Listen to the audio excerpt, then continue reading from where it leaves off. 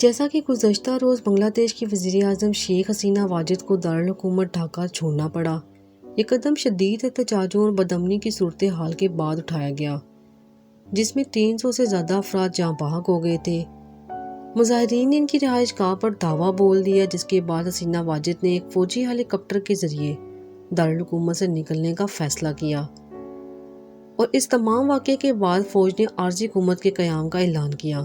اب سوال یہ پیدا ہوتا ہے کہ 2024 میں بنگلہ دیش میں یہ انقلاب کیوں آیا؟ اس سوال کا جواب حاصل کرنے کے لیے ہمیں بنگلہ دیش کے حالیہ حالات کا جائزہ لینا ہوگا۔ السلام علیکم دوستو، فری انفو ورلڈ کی معزز سامعین کو ایک بار پھر سے خوش آمدید۔ دوستو، جیسا کہ آپ جانتے ہیں کہ شیخ حسینہ واجد بنگلہ دیش کی موجودہ وزیر اعظم رہی ہیں۔ وہ بنگلہ دیش کے بانی شیخ مجیب الرحمان کی بیٹی ہیں۔ ان کی قیادت میں عوامی لیگ پارٹی نے کئی انتخابات جیتے اور وہ متعدد بار وزیر اعظم بھی منتخب ہوئیں۔ وہ ملکی سیاست میں ایک اہم شخصیت کے طور پر بھی جانی جاتی ہیں۔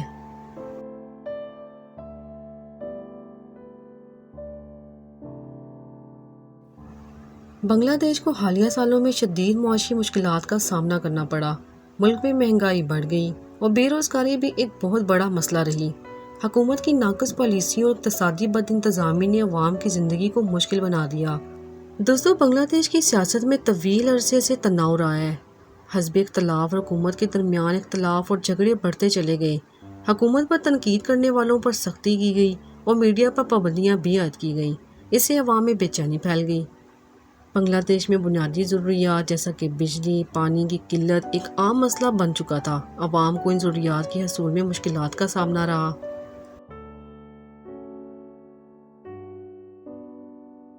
عوام کی طرف سے حکومتی پالیسیوں کے خلاف بڑے پیمانے پر احتجاج ہوئے اور اس احتجاج میں حکومت کے خلاف نعرے بازی بھی کی گئی۔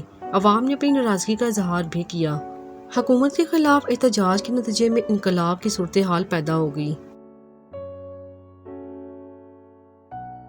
دوستو، طلبہ تحریک نے اس انقلاب میں اہم کردار ادا کیا۔ حکومت کی تعلیمی پالیسیوں اور بے روزگاری کی شرح میں اضافے پر ناراضگی نے طلبہ کو احتجاج کی نئی راہ دکھا دی۔ انہوں نے مظاہرے اور دھرنے دے کر اپنی ناراضگی کا اظہار کیا۔ یہ تحریک رفتہ رفتہ پورے ملک میں پھیل گئی اور عام عوام نے بھی اس کا ساتھ دیا۔ بنگلہ دیش میں عوامی لیگ پارٹی کی حکومت رہی۔ اس پارٹی کا ایک اسٹوڈنٹ ونگ ہے جس کو چھاترا لیگ کہا جاتا ہے۔ چھاترا لیگ کے ممبرز نے پروٹیسٹ کرنے والے بہت سے طلباء پر کئی مقامات پر حملہ کیے، وہ بھی پولیس کی سپورٹ سے۔ اس معاملے پر طلباء جو کہ پہلے سے ہی کوٹا سسٹم کے مسئلے پر احتجاج کر رہے تھے، ان میں غصے کی ایک اور لہر دوڑ گئی۔ 2024 میں بنگلہ دیش کے طلباء کے مظاہرے حکومت کے خلاف بڑے پیمانے پر غصے کا اظہار بن گئے۔ یہ احتجاج سرکاری ملازمتوں میں کوٹا سسٹم کے خلاف شروع ہوا، جس کے تحت مخصوص طبقے کو 50% سے زائد نوکریاں دی جاتی ہیں۔ طلباء کا موقف تھا کہ یہ کوٹا غیر منصفانہ ہے اور اسے عام طلباء کے لیے مواقع محدود ہو جاتے ہیں۔ پروٹیسٹ کرنے والے طلباء پر جب کئی مقامات پر پولیس کی مدد سے حملے کیے گئے، اس معاملے پر طلباء جو پہلے ہی صرف کوٹا سسٹم کے مسئلے پر احتجاج کر رہے تھے، ان میں غصے کی ایک اور لہر دوڑ گئی اور ساتھ ہی ساتھ آرمی نے کئی مقامات پر یونائٹڈ نیشن کی گاڑیوں کو پروٹیسٹ کرنے والے طلباء کے خلاف بھی استعمال کیا۔ اس سے یہ سمجھا گیا کہ شاید یونائٹڈ نیشن بھی اس سب میں ملوث ہے۔ جب یہ خبر سوشل میڈیا پر چلی تو اسے یونائٹڈ نیشن کے بارے میں ایک بڑا تاثر دنیا کے سامنے آیا۔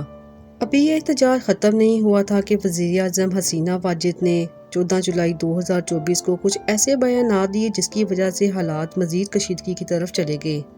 ان کا کہنا تھا کہ اگر فریڈم فائٹرز کو جابز میں کوٹا نہیں دیا جائے تو کیا رضاکاروں کو دیا جائے گا؟ وزیر اعظم حسینہ واجد کے اس بیان کے بعد اصل مسئلہ کھڑا ہو گیا۔ اس کے علاوہ مظاہرے حکومت کی بدعنوانی، مہنگائی اور بے روزگاری کے خلاف بھی تھے۔ طلباء اور دیگر مظاہرین نے الزام لگایا کہ حکومت کے اہلکار بدعنوانی اور اقربا پروری کے ذریعے سے امیر ہوتے جا رہے ہیں، جبکہ عام عوام غربت کا شکار ہیں۔ احتجاج کے دوران پولیس اور مظاہرین کے درمیان جھڑپیں بھی ہوئیں، جس میں متعدد افراد ہلاک اور زخمی بھی ہوئے۔ پولیس نے آنسو گیس اور ربڑ کی گولیوں کا بھی استعمال کیا اور ملک بھر میں انٹرنیٹ سروس بھی معطل کر دی گئی۔ اس صورتحال نے مظاہرین میں مزید شدت دی اور بڑے پیمانے پر حکومت مخالف تحریک میں تبدیل کر دیا۔ دوستو، اس طرح ان تمام عوامل کی وجہ سے بنگلہ دیش میں 2024 میں انقلاب کی صورتحال پیدا ہوئی۔ عوام حکومت سے بہتر زندگی کی امید رکھتے ہیں اور موجودہ حالات سے مطمئن نہیں ہے۔ انقلابی تبدیلیاں عام طور پر تبھی آتی ہیں جب عوام کا حکومت پر اعتماد ختم ہو جاتا ہے اور وہ بہتر مستقبل کی خواہش کرتے ہیں۔ بنگلہ دیش میں حالیہ انقلاب کی صورتحال نہایت سنگین ہے۔ وزیر اعظم شیخ حسینہ واجد کا ملک چھوڑنے کا فیصلہ ایک انتہائی اہم موڑ تھا۔ اس انقلاب کی جڑیں کئی وجوہات پر مبنی ہیں، جن میں سے سب سے عام طلبہ تحریک کا کردار ہے۔